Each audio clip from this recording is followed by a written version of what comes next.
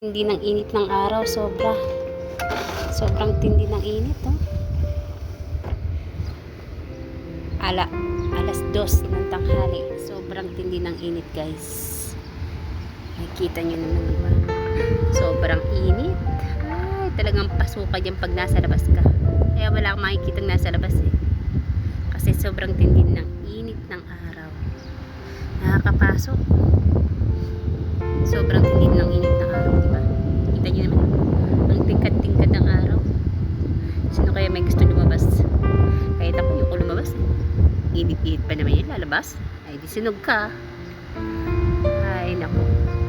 Hindi pa naman kasi uso dito mga puno, mga pader, building, ayan. Sobrang init. Ay, kainit pasok. Ay, makikita nyo, puro paligid talaga ng bato. Hindi talaga nang uso dito yung mga payag-payag o kaya mga kahoy. Wala nyan dito. Halos puro bato dito makikita nyo, guys. Sobrang tindi ng init talaga. Kailangan lahat naka-aircon ng bahay. Walang bahay dito na hindi aircon. Ay naku, sobra.